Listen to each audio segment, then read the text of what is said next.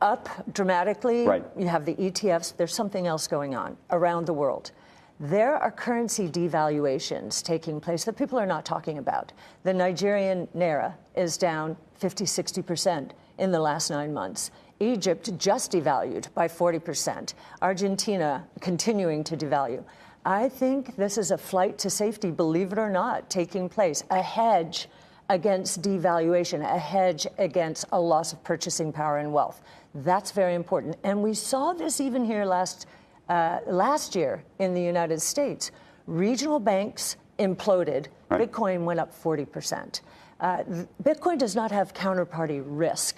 I think, and we're putting out a piece in the next few weeks, which is, this is both, get this, a risk-on asset, and so you talk about the NASDAQ. The risk-on. But it is risk-off. I remember we got in at $250 when Greece was threatening to leave the euro, right? But is that folks that are speculating about currency, or is that folks in Nigeria and in Greece and other places saying, I got to get my money out of this currency and move it themselves? Do you see what I'm saying? Oh, yes. I think this is an insurance policy against rogue regimes or against just horrible fiscal and monetary policies. Going to a different economy, and we're going to be learning more about that as we go, but clearly we're learning that things can be done from remote locations. We're learning that technology can replace people even more than we thought. We're not going back to the same economy. We're recovering, but to a different economy, and it'll be one that is more leveraged to technology. And I worry that that is going to make it even more difficult than it was for many workers. In Silicon Valley, and my friends who work in technology know that what we did to the manufacturing workers, we are now going to do to the retail workers, the call center workers, the fast food workers, the truck drivers, and then even bookkeepers, accountants, insurance agents, lawyers, and on through the economy. So what happened to the manufacturing workers is a very clear sign. And so we'll import Chinese-based CBDC technology. So it's going to be CBDC in a box provided to you by the People's Bank of China. But every stock, every bond, every currency, every commodity, every piece of art, every private business, every piece of real estate will eventually be a token on a blockchain, an entry on a ledger, permanent and immutable. We will have truth instead of trust, and we will save over $7 trillion a year. 6 to 8% of global GDP is wasted by the friction of the trust industry that's necessary when you have dual entry accounting. With triple entry accounting, which is what a blockchain is, we get rid of all of that friction. It's a beautiful future. Like what you see in China and their social credit scoring systems, right? If we get identity wrong, it could be a tool to enslave humanity. And if we get it right, it could be a tool to liberate humanity. And as an American, I'm obviously rooting for the one that's on the side of freedom. Bitcoin is an international asset. And also, I do believe the role of crypto is, it's digitizing gold. I actually believe this technology is going to be very important. Look at it. We have been part of a huge revolution in investing through ETFs. We believe that ETFs will be changing the whole way we invest.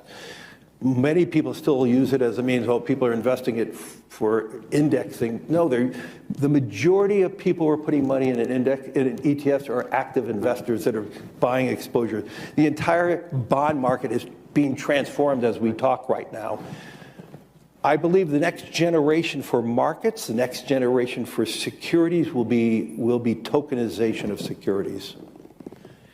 And if we could have that distributed ledger that we know every beneficial owner, every beneficial seller, we all have our code of who's buying, who's selling, instantaneous settlement. And think about it, it changes the whole ecosystem. Chinese bank ICBC has been hit by a ransomware attack, and the U.S. Treasury market, as a result of that, has been disrupted. This, according to the Financial Times. We're getting it more right now with Bloomberg's Sonali Basak. Sonali, what do we know? Listen, we have the Financial Times now reporting that ICBC, one of China's largest banks here, was hit with a ransomware attack. And remember, they're a very significant intermediary in the Treasury market. The SIFMA has told his members that this has been part of the reason here that the system is kind of clogged up, if you will. During that auction that we saw a little bit before, the attack had prevented ICBC, according to the Financial Times, from settling Treasury trades on behalf of other market participants. A large executive at a major bank also telling the paper that such a large party on the fixed income clearing corp creates major concerns, potentially impacting the liquidity of Treasury markets. Now, it was not just a poor auction; it was absolutely lousy. And you know, when the dealers have to step in to save a Treasury auction, that's a rare occurrence. And very much a traditionalist. I like staying with the dollar. You know that from when I was there. It's make the dollar the choice. I hate when countries go off the dollar. I would not allow countries to go off the dollar, because when we lose that standard, that will be like losing a revolutionary war. That will be a hit to our country, just like losing a war. And we can't let that happen. And too many countries now are fighting to get off the dollar. And welcome to the Crypto Teacher. And guys, please like and subscribe if you do like what you're listening to. Please inform your friends and family and spread it all over social media.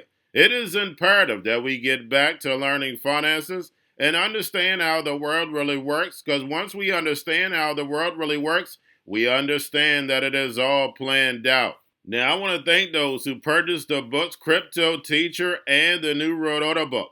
Remember, the New World Order book shows you how the world really works, and it is definitely time for you to wake up out of that sleep, especially in the times that we're in right now. And 2024 is going to be one of our most entertaining years. We have the presidential election. We have the drums are beating.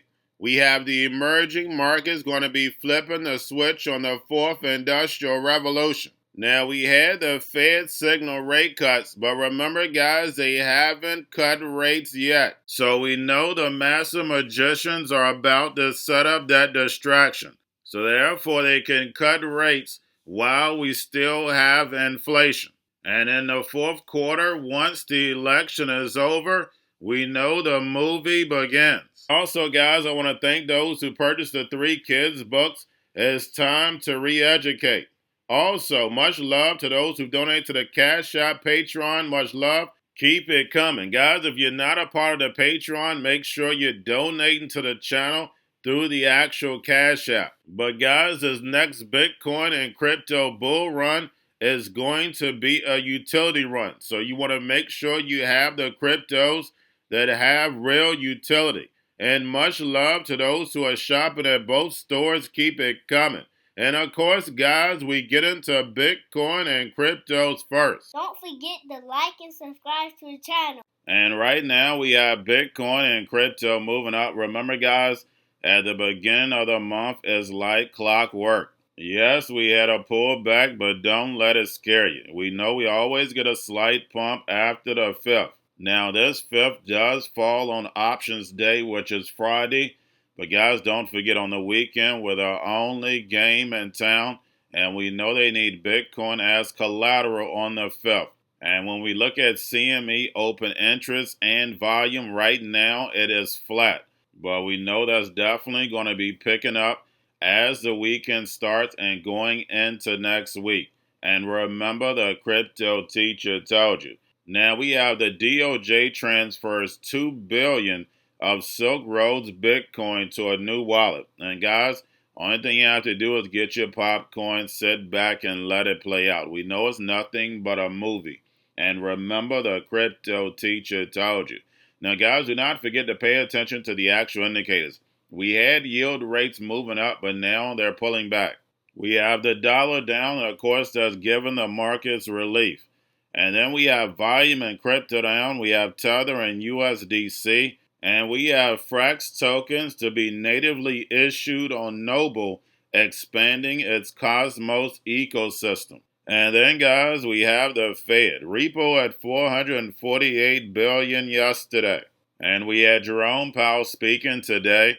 Says again that they have to see more signs that inflation is coming down in order to cut rates. And a lot of the Fed representatives are saying one cut are 0 cuts. So we went from 6 down to 3 or 4, down to 1 or 0. And guys, we know why.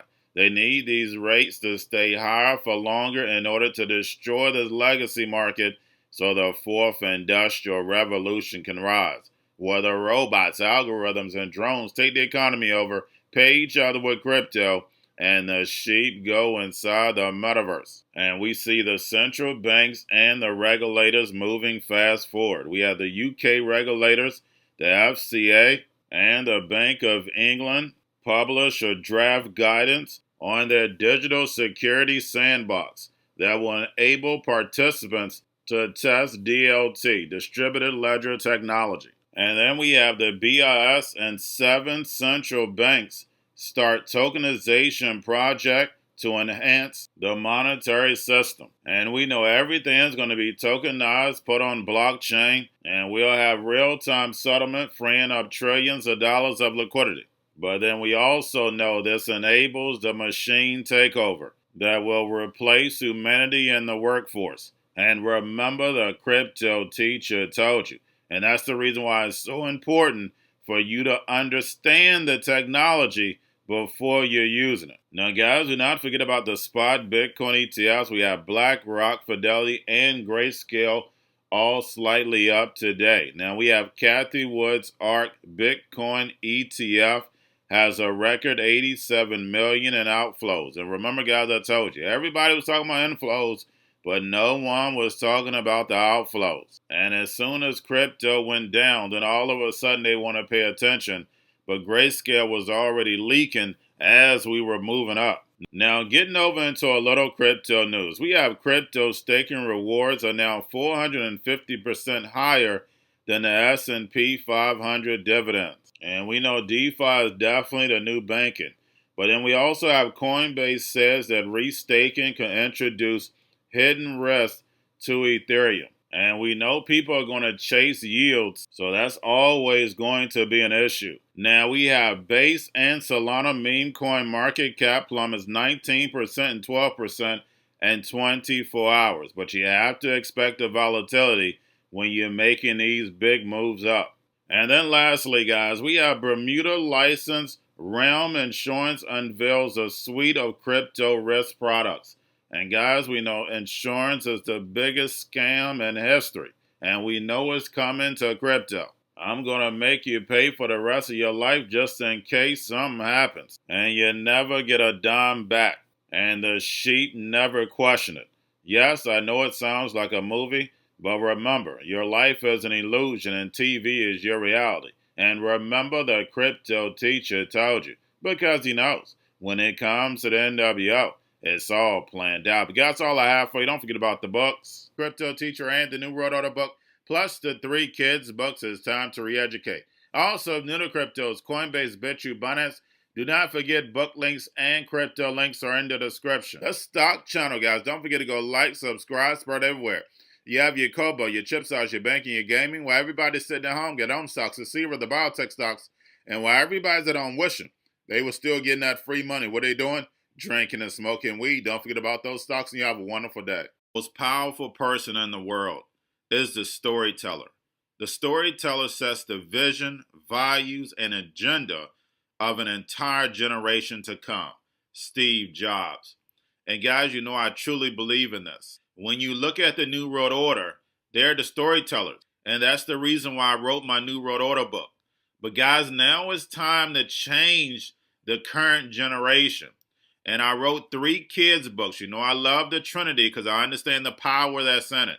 So I have 3 books. We have an opportunity to change the generation, to educate, not just me, but I want to show you that I take action on a daily basis.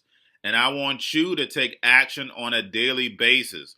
Whether it's your job, whether it's in your community, we have an opportunity right now to educate the masses. I posted this on my Twitter account. Please share, but this is a short clip of the 3 books. There's going to be a clothing line and action figures. Please get these books for your kids, nephews, cousins, friends, so therefore we can start the re-education now.